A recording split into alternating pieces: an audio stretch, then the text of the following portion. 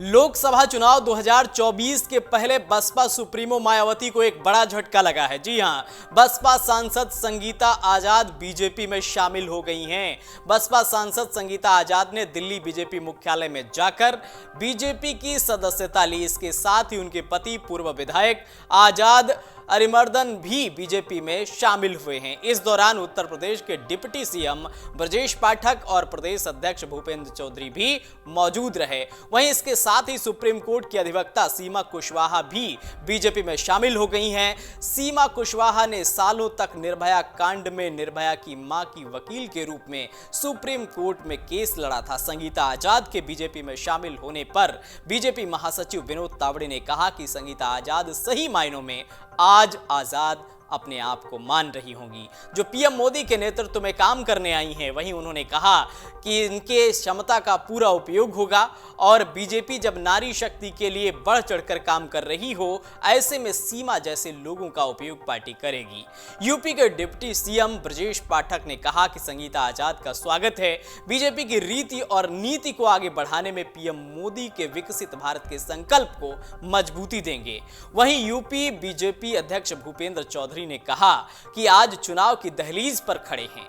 ऐसे में केंद्र और राज्य सरकार दोनों ने जो कदम उठाए हैं, पीएम मोदी विकसित भारत के संकल्प के सपने को पूरा करने और अब की बार 400 पार के नारे को मजबूती देंगे। इससे पहले मायावती की पार्टी के सांसद रितेश पांडे ने भी बसपा को छोड़कर बीजेपी का दामन थाम लिया था। वहीं इससे पहले बसपा ने अपने सांसद कुंवर दानिश अली को खुद ही पार्टी से निष्कासित कर दिया था। बता दें कि संगीता आजाद ने साल 2019 में यूपी की लालगंज सीट से बसपा के टिकट पर चुनाव जीता था। इस चुनाव में संगीता आजाद ने बीजेपी के नीलम सोनकर को हराया था। अब देखना यह है कि बीजेपी संगीता आजाद को लालगंज सीट से टिकट देती है या नहीं, क्योंकि अभी बीजेपी ने इस सीट पर अपना कोई उम्मीदवार नहीं उतारा है।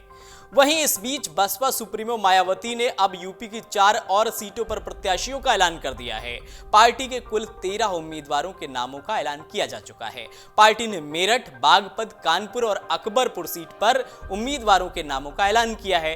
रविवार को मेरठ में बहुजन समाज पार्टी ने लोकसभा चुनाव को लेकर शंखनाद कर दिया। गढ़ रोड स्थित बुद्धा गार्डन में कार्यकर्ता सम्मेलन का आयोजन किया गया। सम्मेलन में मेरठ हापुड़ लोकसभा सीट से प्रत्याशी के नाम का ऐलान कर दिया गया।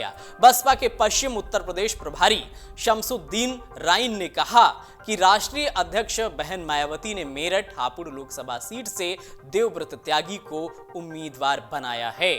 वहीं भाजपा रालोद गठबंधन के बाद बसपा ने बागपत लोकसभा सीट के लिए दिल्ली हाईकोर्ट के अधिवक्ता प्रवीण बंसल को प्रत्याशी घोषित किया है। प्रवीण खेकड़ा के घिटौरा गांव के रहने वाले हैं। चुनाव की घोषणा होते ही बसपा ने बागपत लोकसभा सीट से अपना प्रत्याशी चुनावी मैदान में उतार दिया है। कानपुर से बसपा ने कुलदीप भदौरिया उर्फ सचिन को टिकट दिया है। कानपुर से बसपा उम्मीदवार कुलदीप भदौरिया की व्यापारिक संगठनों में गहरी पैठ है। बसपा ने कानपुर लोकसभा सीट पर ठाकुर प्रत्याशी को टिकट देकर सभी को चौंका दिया है। सूत्रों के मुताबिक पार्टी ने ब्राह्मण और ठाकुर का संतुलन बनाते हुए बसपा के वोट बैंक को मजबूत करने की योजना से ये गणित बैठाया है। अकबरपुर से बसपा ने राजेश द्विवेदी के नाम का ऐलान किया है। सीट से बसपा ने ब्राह्मण प्रत्याशी को उतारा। अकबरपुर लोकसभा सीट पर बहुजन समाज पार्टी से पहले भी ब्राह्मण प्रत्याशी के रूप में अनिल शुक्ला वारसी को जीत हासिल हो चुकी है। अगर आप ये वीडियो YouTube पर देख रहे हैं तो हमारे चैनल को सब्सक्राइब करें और बेल आइकन को दबाना ना भूलें। अगर आप Facebook पर ये वीडियो देख रहे हैं तो हमारे पेज को लाइक करें।